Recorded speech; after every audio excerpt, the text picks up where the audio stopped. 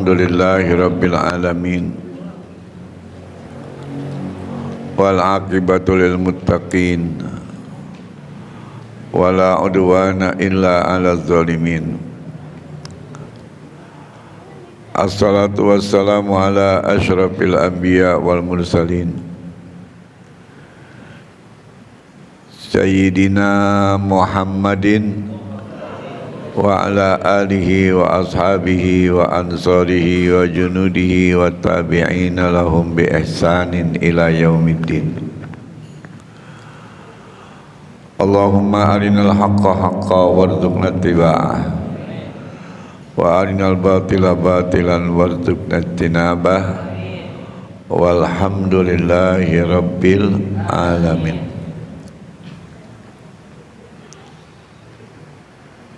Puji syukur kita panjatkan kepada Allah, teriring salawat serta salam, semoga senantiasa terlimpah keharibaan baginda Nabi besar kita Muhammad sallallahu alaihi wasallam beserta keluarganya dan sahabatnya sekalian. Hadirin dan hadirat yang sama-sama kita hormati, kita muliakan para tokoh masyarakat, pengurus Dewan Kemakmuran Masjid Nur Muhammad beserta jajarannya, jami'an hadakumullah, amin ya rabbal alamin. Alhamdulillah, dengan izin Allah kita dapat berjumpa kembali dalam acara pengajian rutin bulanan Jam'iyah Majelis Ratib Al-Atasiyah. Malam ini kita sepakat setelah kita istirahat 2 minggu sampai 3 minggu, kembali kita melaksanakan aktivitas ini dengan mengawalinya melalui acara halal bihalal. Hadirin dan hadirat sekalian,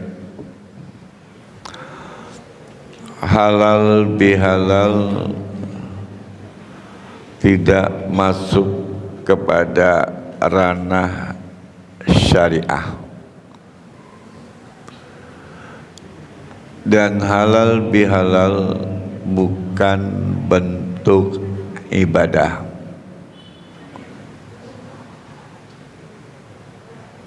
Halal bihalal adalah acara yang dilakukan oleh umat Islam dengan pertemuan kembali seperti sebelum Ramadan, yang kemudian diadakan acara dengan silaturahmi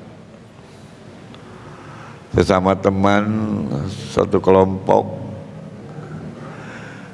sesama jamaah satu majelis, sesama rekan kerja di salah satu perusahaan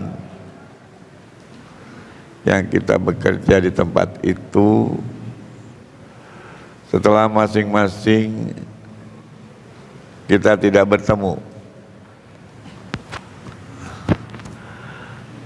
dan kemudian agar acara itu punya nama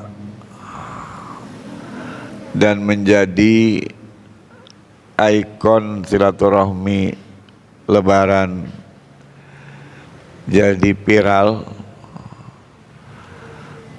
maka acara itu dengan momen lebarannya diberi nama halal bihalal. Padahal intinya adalah silaturahmi.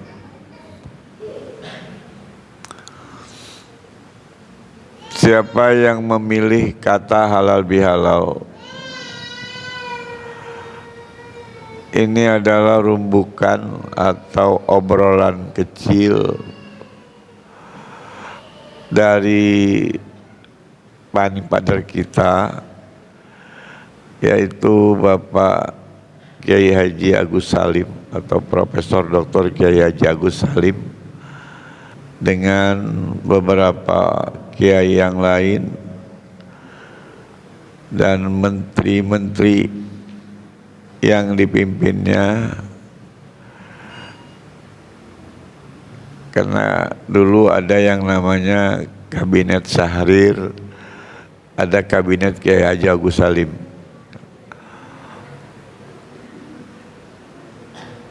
Kemudian terlontar kata halal bihalal, lalu Bung Karno setuju kata itu supaya dipiralkan. Dan yang pertama memakai kata itu dengan ucapannya dan meresmikannya kata itu dijadikan ikon silaturahmi ba'da Ramadan adalah Bapak Bung Karno. Diumumkan melalui radio, saat itu Radio Republik Indonesia RRI 1, yang kemudian mengudara di seluruh tanah Indonesia. Dan sejak itu halal bihalal menjadi sebutan resmi dalam acara kumpul kembali setelah beberapa hari sebelumnya libur, dengan melaksanakan aktivitas yang sama di bidang strata kegiatan masing-masing. Nah, hadirin dan hadirat sekalian, lalu hikmahnya apa? Kenapa pakai acaranya sebutannya halal bihalal?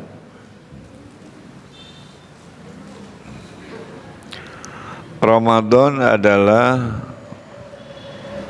satu ibadah yang ada saat itu larangan ketika kita ibadah yang sebelumnya halal. Gitu. Ibadah Ramadan ada yang diharamkan ketika ibadah Ramadan yang sebelum ibadah Ramadan itu halal.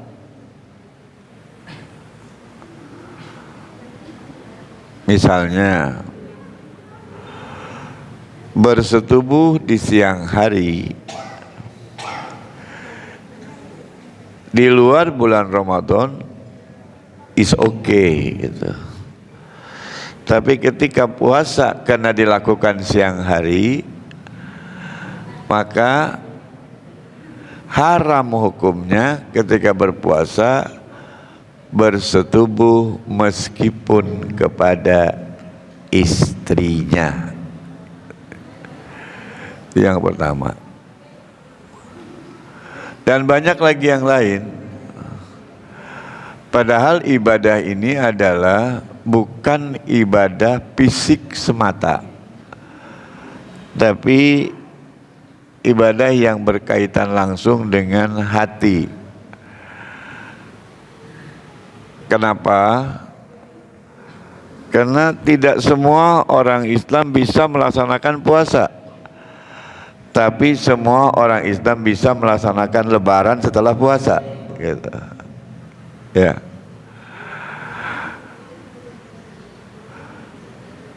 Yang dipanggil untuk melaksanakan ibadah puasa tertentu. Ya ayyuhalladzina amanu. Tidak ya ayyuhan nas, ya ayyuhalladzina amanu. orang yang sudah beriman.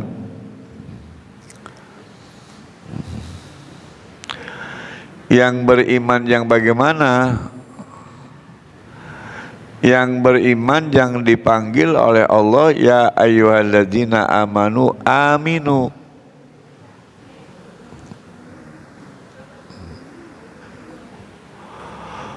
Hai orang yang beriman, berimanlah kamu. Nah, yang dipanggil untuk melaksanakan ibadah puasa itu yang udah memenuhi panggilan Allah, suruh berimanlah kamu. Artinya dengan sebenar-benarnya beriman. Sebab perintahnya amanu itu fi'il madi, tapi kemudian aminu. Ya ayyuhalladzina amanu aminu. Aminu fi'il amr. Dan kalimatnya jamak. Jamaknya jamak mukhatab. Amin, amina, aminu. Ya. Amanu fi'il madi, amana, amana, amanu, gitu ya. Artinya ketika ada panggilan bagi Allah untuk orang melaksanakan ibadah puasa, ya ayyuhalladzina amanu, maknanya adalah hai orang yang sudah beriman dengan keimanan yang sebenar-benarnya beriman.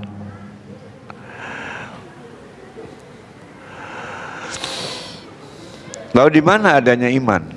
Di dalam hati. Nah, untuk menjadikan kemudian iman itu sudah benar-benar beriman dan mantap, maka hati ini perlu adanya kontrol.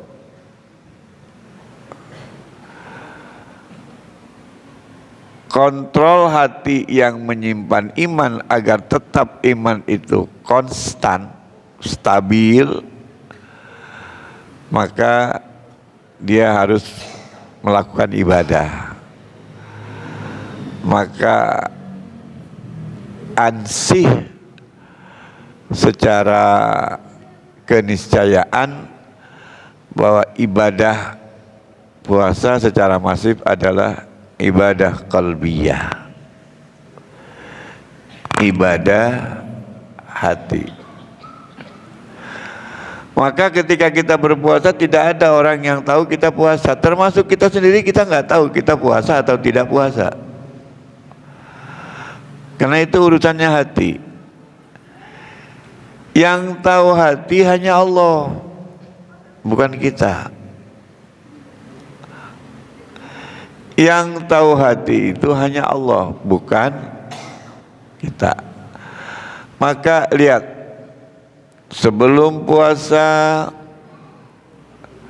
kita berharap ibadah puasa kita diterima, kita ngadakan silaturahmi.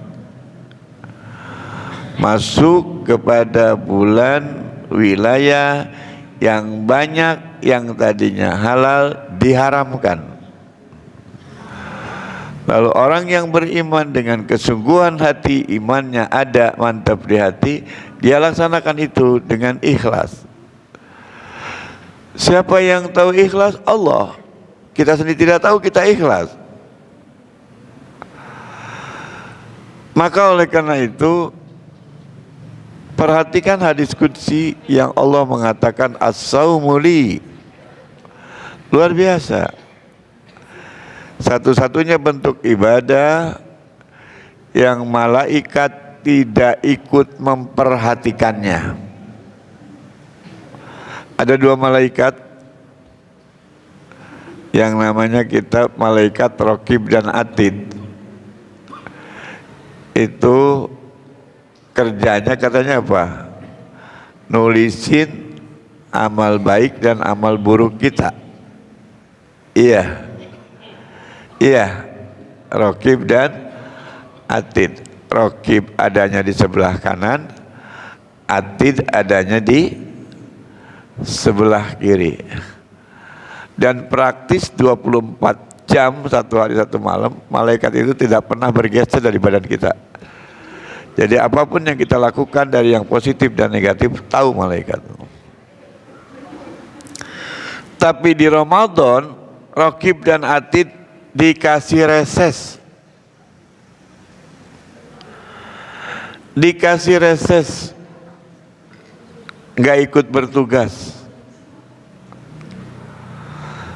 Karena bicaranya iman. Sholat kelihatan oleh orang. Sholat itu kayak begitu sholat. Khusyuk kayak begitu, nggak khusyuk kayak begitu. Sholat ketahuan oleh orang. Itu lagi ngapain tuh? Lagi sholat. Keluar dari masjid, mukanya masih basah. Habis sholat, habis wudhu, kelihatan wudhunya, sholat kelihatan. Tapi kalau kita misalnya di bulan puasa ada orang yang kelihatan letih, kita ngomong, kesiannya orang lagi puasa. Beda dia baru habis makan, mana nggak ada tahu kita. Iya kan? Ada kan orang yang kayak begitu, karena ngikutin bulan puasa. Waduh, lihat lapar banget orang puasa ikut bukber, padahal dia nggak puasa, makanya nggak ada yang tahu puasa itu. Iya kan? Malaikat aja tidak perlu tahu, nggak boleh tahu malaikat, reses malaikat. Itu kalimatnya as-saumu li, kata Allah. Puasa untuk aku. Ya, wa ana ajzi bihi, dan sayalah yang akan memberikan balasan pahala puasamu. Jadi ibadah yang langsung dipantau oleh Allah tanpa ikut serta malaikat, yang Allah langsung memberikan pahala karena Allah tahu benar dan tidak benarnya puasa kita, itu hanya puasa. Ibadah yang lain gak kayak begitu.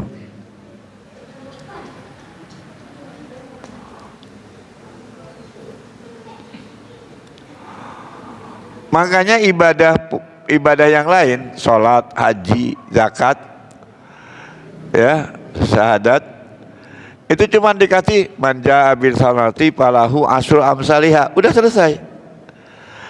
Siapa yang dia mengerjakan kebaikan akan dibalas 10 kali lipat. Yang sedekah masalul ladzina yunfikuna fi sabilillah kamathali habatin ambatat sab'a sanabila fi kulli sumratin mi'atu habbah wallahu yudha'ifu liman yasha. Perumpamaan orang yang menginfakkan di jalan Allah bagaikan menanam 1 benih, dan 1 benih akan tumbuh 7 tangkai, dan setiap tangkai akan tumbuh 100 benih. Selesai. Tapi lihat ibadah puasa, man shoma ramadhana imanan wahtisaban ghufira lahu ma taqaddama min dzambihi. Ma taqaddama min dzambihi. Ada kalimat hadis yang lain, ma taqaddama wa ta'akhkhara min dzambihi. Luar biasa.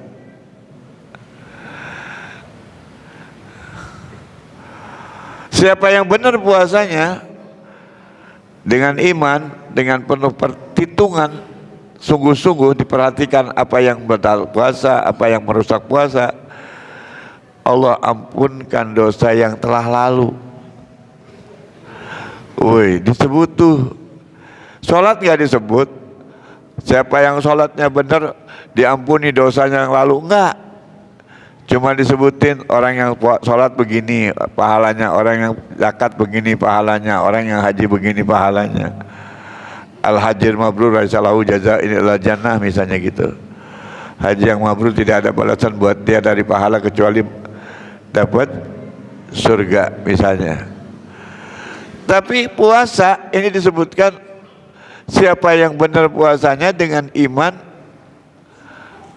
dan benar kaifiat puasanya, ghufirallahu, diampuni oleh Allah baginya ma taqaddama, apa yang sudah lalu, min dzambihi, daripada dosanya. Woi. Dan tidak ada sebutan setelah ibadah kecuali ibadah puasa fitrah, nggak ada, nggak ada. Ada habis sholat orang disebut habis sholat, wah dia udah fitri, ada nggak? Nggak. Habis zakat dia sudah kembali kepada fitrah? Enggak. Tapi habis puasa dia disebutkan Idul Fitri. Ada kembali, sudah kembali. Maka ada awad acaranya. Awad itu adalah kembali kepada posisi semula. Dengan kata kembali fitrah, kembali suci. Hanya puasa yang bisa disebutkan habis puasa orang itu kalau benar puasanya dia udah suci. Kalau mati pas Idul Fitri gak pakai mampir di neraka, langsung masuk surga. Malaikat munkar nakir gak bakal nanya tuh orang yang puasa tuh. Kalau benar puasanya gak bakal nanya. Nah, karena saking hebatnya puasa pahalanya, kemudian orang melaksanakan ibadah puasa dengan serius, dengan penuh iman, karena yang dipanggil orang yang beriman. Yang halal tadinya dia tinggalkan, sampai di malam pun dia takut untuk melakukan padahal halal waktu malam, tapi dia takut karena takut ngerusak dari pahala puasanya. Maka orang ini patut dikatakan kembali kepada kesucian, dan artinya kembali lagi kepada yang kemarin dilarang, sekarang dibolehkan lagi. Tapi bukan kemudian terjadi euforia karena boleh jadi nyolong, boleh lagi gitu. Korupsi boleh lagi, ngebohong boleh lagi, bunuh orang boleh lagi. Ya, hancur minah kalau begitu, rusak lagi dia ibadahnya. Sayang. Sementara nunggu Ramadan 1 tahun. Kalau kemudian setelah Ramadan baru 1 bulan udah dirusak, nunggu lagi Ramadan kita mau ibadah lagi dengan serius, keburu mati. Wah, pertanyaannya bagaimana nasib kita? Ada yang nanya begini, apa nggak bisa ditolong oleh sholat kita? Apa nggak bisa ditolong itu orang yang puasanya rusak oleh zakat kita? Apa nggak bisa ditolong oleh amaliyah kita, oleh akhlak kita? Masing-masing daripada ibadah itu saling berkait satu dengan yang lain. Bagaikan kita pegang tasbih. Kalau benangnya putus, itu bagaimana kira-kira? Bisa dipakai digerakin lagi begini? Bisa enggak? Nah, kalau tasbih lubangnya kecil, dimasukin jarum pakai apa? Pakai benang, pakai jarum kan? Susah enggak masukinnya? Ukurannya lama apa sebentar? Lama. Begitu juga. Sekarang ada ibadah badaniyah, ada ibadah lisaniyah, ada ibadah maliyah, ada ibadah qalbiyah, ada ibadah akliyah. Itu ibadah haji. Satu saja dari ekosistem ini putus, yang lain jadi ke bawah, berantakan nggak? Berantakan nggak? Berantakan. Ya, berantakan. Maka oleh karena itu, bagi orang yang ibadah kecuali haji sampai puasa yang demikian hebat pahalanya, bahkan bulannya jadi viral di seluruh umat manusia, tidak pernah orang yang habis puasa disebut pasoim. Nggak pernah orang habis sholatnya khusyuk disebut pamusolli. Nggak pernah orang zakatnya benar disebut kemudian pamuzaki. Tapi habis pulang haji mau benar nggak benar langsung disebut pak haji. Iya betul. Kenapa? Karena ibadah ini bisa dilaksanakan manistato'a ilaihi sabila, bagi yang mampu untuk mengerjakannya. Ketika misalnya dia pun berusaha maksimal, pokoknya saya bisa ibadah haji dengan baik, tapi duitnya nggak ada, bagaimana? Nggak bisa. Tapi kalau orang mengatakan saya nggak bisa puasa dengan baik, itu omong kosong. Kadang-kala ada orang yang makan aman saja di depan orang yang lagi puasa. Uniknya di Indonesia ini, jangan diomelin gitu. Kalau dulu ada perintah hormati orang yang puasa, sekarang harus diganti. Menteri Agama ini suruh ganti kalimat itu menyinggung perasaan orang yang nggak puasa katanya. Jadi sekarang harus diganti, hormati orang yang nggak puasa. Masya Allah.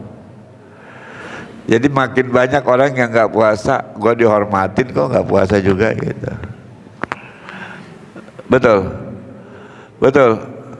Nah, kalau misalnya kita balik kalimat ini, yang nggak puasa aja ketika dia nggak puasa di bulan puasa harus dihormati. Bagaimana orang yang puasa di bulan puasa? Ayo kita bicaranya bagaimana nih? Apakah harus dihormati apa harus dihina? Harus lebih dihormati dong. Betul. Betul. Artinya apa? Bulan ini karena dijadikan jadi bulan untuk berpuasa, sampai orang yang nggak puasa pun di bulan itu orang banyak yang puasa harus dihormati. Apalagi yang puasanya. Berarti yang terhormat ini apanya? Orang yang nggak puasanya apa bulannya? Yang terhormat itu orang yang nggak puasanya apa bulannya? Bulannya, bukan orang yang nggak puasanya.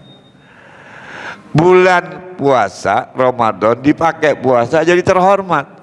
Sehingga orang yang nggak puasa di bulan Ramadan harus dihormati. Kenapa? Karena ini tujuannya efek jerak.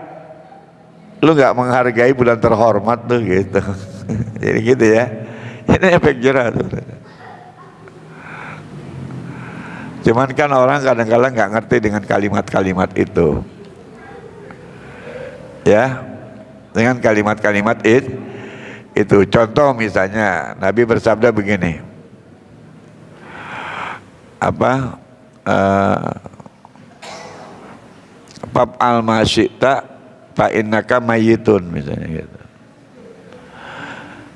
Kerjakan apa yang kamu mau, silahkan aja. Ujung-ujungnya kamu mati juga gitu. Itu omongan apa tuh tujuannya coba? Ada yang paham di sini? Bab al-masyita fa innaka mayyitun. Kerjakan apa yang kamu mau, sebentar lagi kamu jadi bangke. Ya kan? Wahbub masyita fa innaka mubarakatun. Cintai yang kamu senangi, cintai sama kamu semau-maunya, sepuas-puasnya. Sebentar lagi kamu berpisah. Itu katanya kata perintah yang bagus apa kata perintah sindiran itu? Itu sindiran. Kita kalau nggak ngerti kalimat-kalimat itu, waduh bahaya itu. Itu sabda Nabi itu. Ya, ya. Artinya hati-hati lu bakal mati. Gitu. Ya, jangan mentang-mentang ini boleh, lu nggak mikirin mati lu.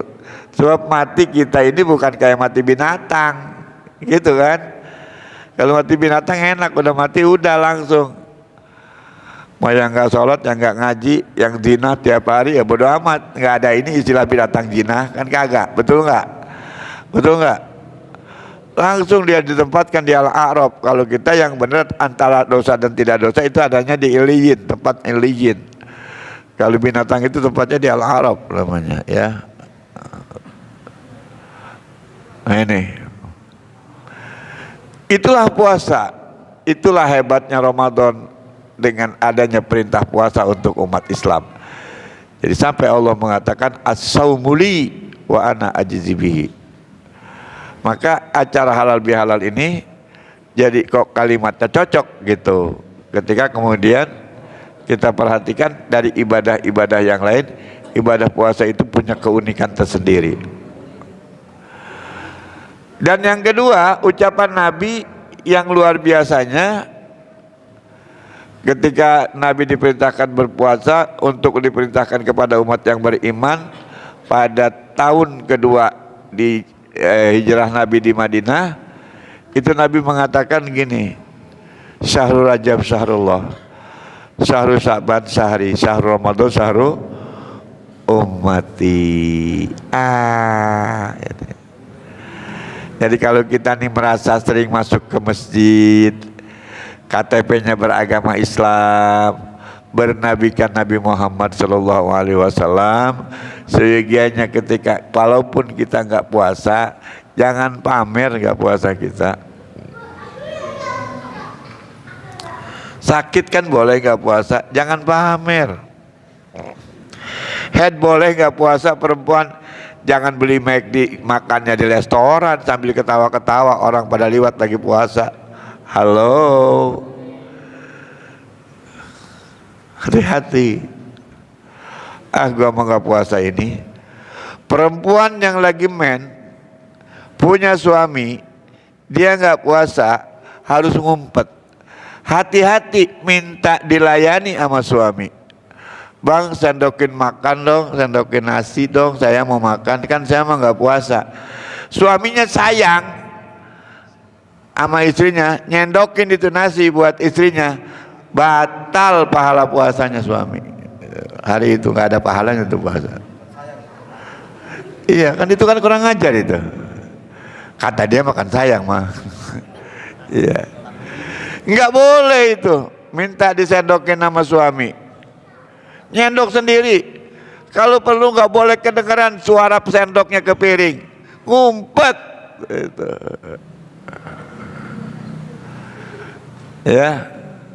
Ya. Bagaimana kalau habis melahirkan? Boleh nggak? Nggak juga. Tetap dia, kecuali dia minta lagi kepada perempuan yang lagi head atau kepada ibunya. Jangan kepada suaminya.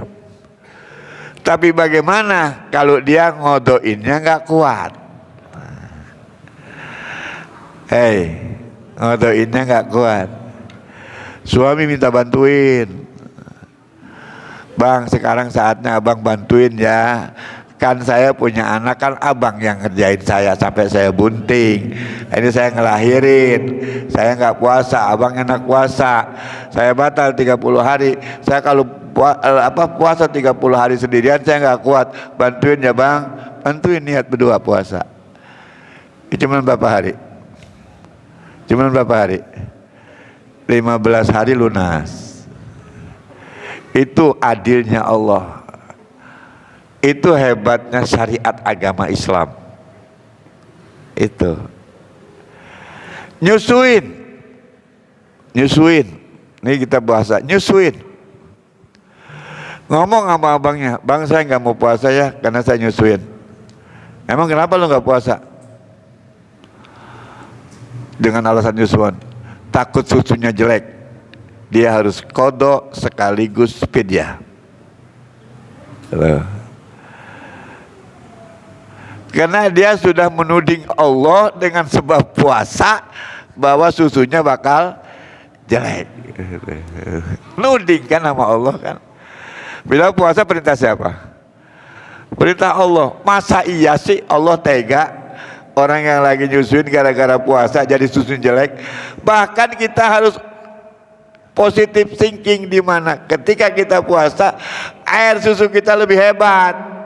Tuh perempuan dengerin, jangan alasan nyusuin kagak puasa, takut anaknya nanti sakit. Jadi bayar puasa juga, kodok bayar fidyah juga. Nah gitu kan, betul nggak? Tuh begitu. Tapi kalau bilang saya nggak mau puasa aja lah, gitu. Saya lagi nyusuin, nggak alasan apa-apa. Kata ditanya sama laki, enggak, saya pengen gak puasa aja. Dia hanya boleh batal puasa dan dia boleh mengkodok puasa. Betul? Jelas? Inilah lika-liku ibadah puasa, sehingga saking senangnya dia menjadi suci fitrah, lalu sudah kembali lagi yang tadinya ini nggak boleh, ini nggak boleh, ini nggak boleh, jadi boleh lagi. Suami istri boleh rangkulan lagi, suami istri boleh bermanja-manja lagi siang maupun malam. Maka ulama mengatakan ini momennya kayaknya momen yang pantas kita omongin halal bihalal ini. Dari halal kembali halal. Jadi nggak ada ayatnya itu, ya nggak ada ayatnya. Ada ahli tafsir sekarang lulusan dari tafsir hadis, bukan ahli tafsir ulama bener, ulama tafsir yang bener. Dia dipinta ceramah halal bihalal, bacanya apa? Kulu halalan, kulu mimma razaqnahum halalan thayyibah. Bego itu ya. Kok dibikin ada hukum, kok dibikin ada ayat segala macam? Nggak ada itu. Sebab kalau ada ayat harusnya ada di kitab fikihnya. Babun halalu bihalali. Waduh, baru tuh. Iya, ya. Hukmuhu sunnatun gitu misalnya. Ada nggak itu? Ada nggak? Nggak ada. Yang dapat pahala sunnah apanya? Silaturahminya. Sebab qati'ur rahimi dakhalal jannah, dakhalan nar. Yang memutuskan silaturahmi pasti masuk neraka. Qati'ur rahmi mal'unun. Ya, orang yang memutuskan silaturahmi bakal terkutuk atau dikutuk. Tapi orang yang menyambungkan silaturahmi, silman qata'ata rahimahullah, sambungkan silaturahmi, maka kamu akan mendapat rahmat kasih sayang Allah Subhanahu. Demikian mudah-mudahan pengajian kita malam ini dalam rangka halal bihalal diberikan berkah oleh Allah Subhanahu wa taala.